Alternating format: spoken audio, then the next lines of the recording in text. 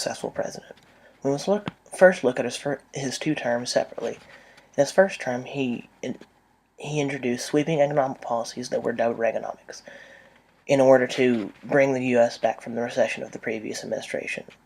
Reaganomics included cutting tax rates in order to spur growth, deregulating the economy, controlling money in order to reduce inflation, and also a major decrease in government spending. Another of his major domestic roles in his first term were his firing of 11,000 air traffic control workers after they refused to return to work after a strike. Reagan went on public television saying they had 48 hours to return to work or they would all be terminated, and they did not, so Reagan promptly fired over 11,000 of them.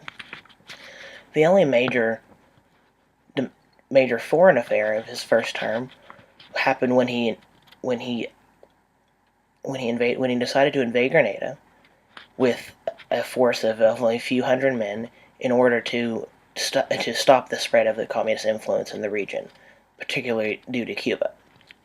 During his second term was marked much more by foreign affairs than it was domestic, including his more famous bombing of Libya in 1986, which was a revenge tactic due to the bombing of a nightclub in Berlin earlier that year that killed 2 American soldiers. Reagan sent bombers over to Libya and bombed several of their key cities and killed several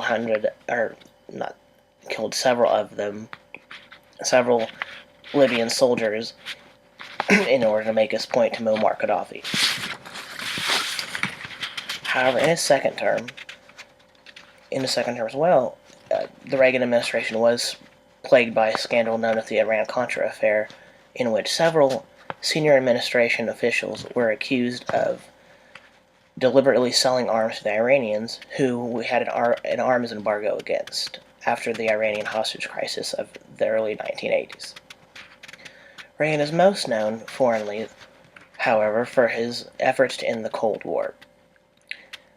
Along with other famous government officials such as the United Kingdom's Margaret Thatcher and Pope John Paul II, Reagan was instrumental in helping in stopping the Cold War and in tearing down the Berlin Wall.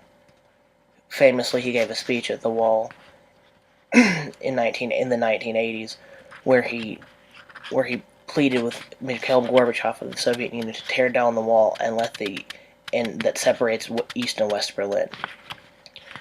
He also negotiated many times with Gorbachev, including the INF Treaty, which would limit the nuclear capabilities of both the Soviet Union and the United States.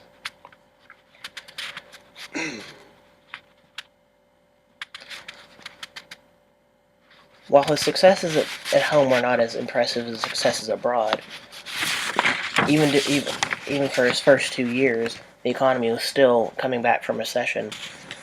Reagan's policies did a lot to help the economy come back.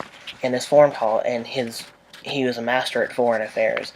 He was known for his no-nonsense approach to any attack anywhere on American citizens. Even minutes after his inauguration address, the hostages that were in Iran for 444 days were released. Reagan is known today as one of the most successful presidents of the 20th century from either party. And especially today, he is an icon that conservatives strive for in every election.